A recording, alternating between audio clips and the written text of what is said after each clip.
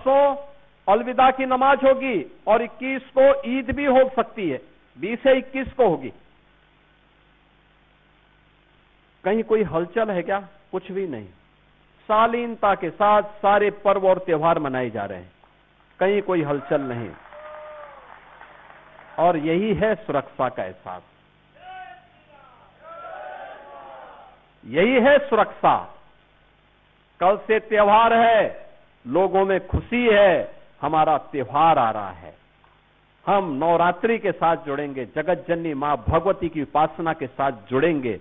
कोई भय नहीं, कोई तनाव नहीं, कोई अराजकता नहीं, कोई अव्यवस्था नहीं, कोई कर्फ्यू का भय, कोई दंगे का भय नहीं है। हर व्यक्ति जगत जननी मां भगवती की उपासना में लीन होकर के हर मंदिर में, देवालय में अथाह भीड़ होती है। अब लोगों ने उन क्षेत्रों में जाना बंद कर दिया जहां पहले जाते थे। अब तो नया वर्ष हो, कोई अन्य आयोजन हो, वो अब मंदिर की तरफ जाता है, धार्मिक स्थलों की तरफ जा रहा है। यह एक नया चेंज देखने को मिला है और यह तब हुआ है जब सुरक्षा का एक वातावरण हुआ है। सुरक्षा, बेहतर सुरक्षा, लेकिन सुरक्षा के लिए प्रयास प्रारंभ हुई। आप सोचो ना, उत्तर प्रदेश में 17 के पहले भर्ती नहीं होती थी, क्योंकि भर्ती होने के लिए सरकार की नीयत साफ नहीं थी। वह नौजवानों के भविष्य के साथ खिलवाड़ कर रही थी। हम लोगों ने 9 वर्षों में प्रदेश में 9 लाख से अधिक सरकारी नौकरी दी है, जिसमें 2,19,000 केवल पुलिस भर्ती हुई है। 2,19,000 पुलिस भर्ती 9 वर्षों में उत्तर प्रदेश के अंदर हुई है। पुलिस की ट्रेनिंग की क्षमता आपने देखा होगा। अभी हाल ही में पिछले दिनों आदरणीय गृह मंत्री जी आए थे, उन्होंने उत्तर प्रदेश में 60,244 पुलिस भर्ती के अभ्यर्थियों को नियुक्ति पत्र प्रदान किए थे, उत्तर प्रदेश पुलिस के। मुझे याद है 2017 में जब हम लोग पहली पुलिस की भर्ती निकाल रहे थे, हमारी कैबिनेट थी उस समय, ज्यादातर मंत्रीगण तब भी हमारे साथ में थे। केशव जी थे, ब्रजेश जी थे, उस समय खन्ना जी भी थे, उस समय शाही जी भी थे, ये सभी मंत्रीगण, ओम प्रकाश राजभर जी भी थे। और उस समय हम लोग चर्चा कर रहे थे कि ये भर्ती हम करेंगे, हमें उस समय 30,000 भर्ती करनी थी पुलिस की पहले फेज में, लेकिन ट्रेनिंग के लिए हमारे पास क्षमता नहीं थी। हमारे पास केवल 3,000 ट्रेनिंग की क्षमता थी।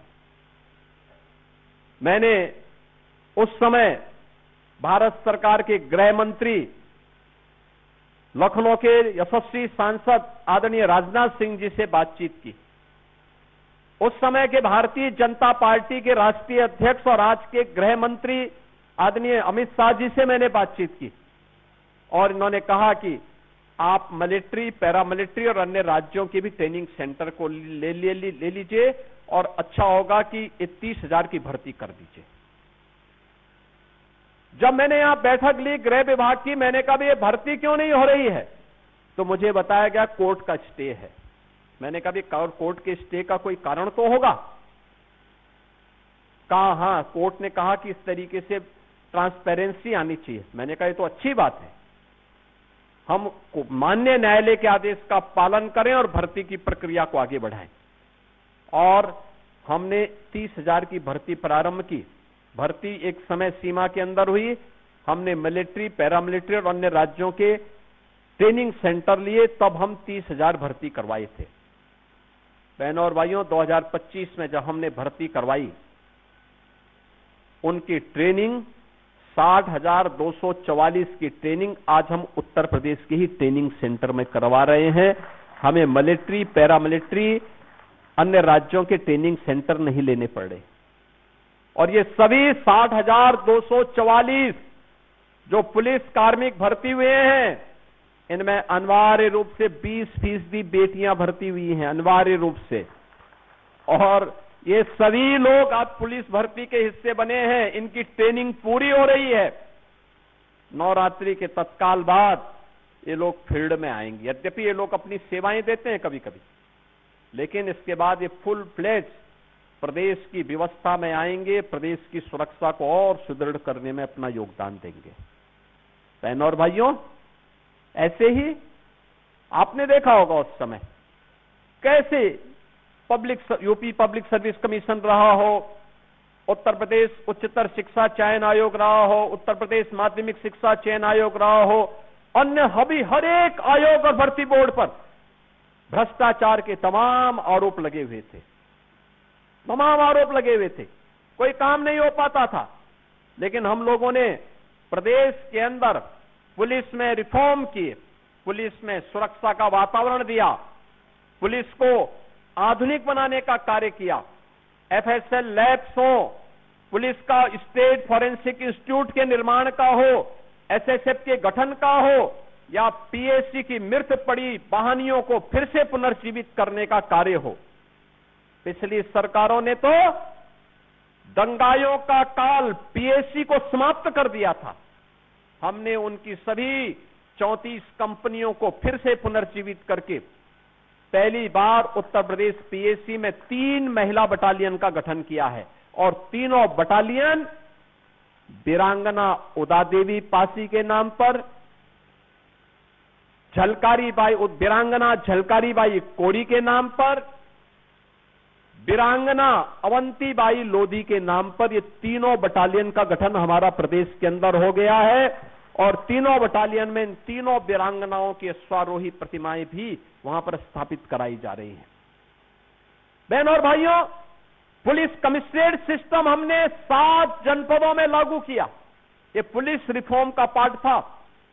आज हमारे पास फॉरेंसिक लैब्स हैं, आज हमारे पास फॉरेंसिक इंस्टीट्यूट है, आज हमारे पास स्पेशल प्रदेश के अंदर आज स्पेशल सिक्योरिटी फोर्स है, एसडीआरएफ है, और आज उत्तर प्रदेश के पास हर जिले में एक साइबर थाना भी है, और हर थाने में एक साइबर हेल्प डेस्क भी आज हम लोगों ने वर्तमान की चुनौतियों को ध्यान में रख करके प्रस्तुत किया है। ये है सुरक्षा के लिए प्रदेश के अंदर जो कार्यक्रम बनाए गए हैं। अभी हम लोग सिंगापुर और जापान की यात्रा पे मैं गया था, मेरे साथ में वित्त मंत्री और उद्योग मंत्री थे। केशव जी और आईटी मिनिस्टर जर्मनी की यात्रा में गए थे। हम लोग जब उन देशों की यात्रा में थे, वहां का बड़ा मंत्री और बड़ा सड़ा उद्यमी मिलता था, एक ही बात कहता था, और कहता था हम यूपी में इसलिए आ रहे हैं क्योंकि यूपी में जीरो टॉलरेंस और जीरो करप्शन की नीति के तहत उत्तर प्रदेश के अंदर आज हर व्यक्ति आना चाहता है। बहनों और भाइयों, ये उत्तर प्रदेश की सरकार की थीम इंफ्रास्ट्रक्चर 17 के पहले के बारे में जो बात आई थी, सड़क में गड्ढा है या गड्ढा में सड़क है इसका पता नहीं लग पाता था, खेत है या सड़क है ये भी नहीं पता लगता था। आज आप देख रहे होंगे उत्तर प्रदेश के अंदर एक्सप्रेसवे के रूप में 55% देश का इंफ्रास्ट्रक्चर एक्सप्रेसवे का यूपी के पास, और गंगा एक्सप्रेसवे इसी महीने कंप्लीट हो रही है। गंगा एक्सप्रेसवे के बनने के बाद उत्तर प्रदेश का शेयर हो जाएगा 60% एक्सप्रेसवे पर उत्तर प्रदेश का अधिकार। लगातार उत्तर प्रदेश ने कनेक्टिविटी को बेहतर किया है, हर inter state connectivity, international connectivity 4 lane की है। आज वहां पे मैत्री द्वार बनाए गए हैं। आपने देखा होगा किस रूप में चेंज आया है। हर जिला मुख्यालय 4 लेन से जुड़ा है, हर ब्लॉक और तहसील मुख्यालय 2 लेन और 4 लेन की कनेक्टिविटी से जुड़ा हुआ है। हर जगह व्यवस्थित रूप से इस कार्यक्रम को आगे बढ़ाने का कार्यक्रम आज प्रदेश के अंदर हुआ है।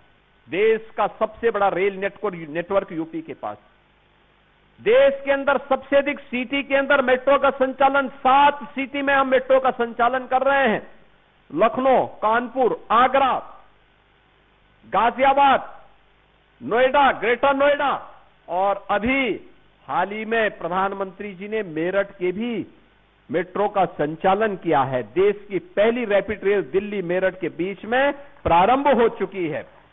देश का पहला रोपवे ये उत्तर प्रदेश के अंदर बन रहा है, वाराणसी में, और देश के अंदर पहला इनलैंड वाटरवे ये उत्तर प्रदेश के अंदर बना है, वाराणसी से हल्दिया के बीच। देश के अंदर कनेक्टिविटी के लिए, एयर कनेक्टिविटी के लिए आज उत्तर प्रदेश में 16 डोमेस्टिक एयरपोर्ट, 4 इंटरनेशनल एयरपोर्ट और 5वां देश का सबसे बड़ा इंटरनेशनल एयरपोर्ट जेवर में हमने अनुरोध भेजा है आदरणीय प्रधानमंत्री जी से। 28 मार्च को उद्घाटन के लिए हमने आदरणीय प्रधानमंत्री जी को आमंत्रित किया है।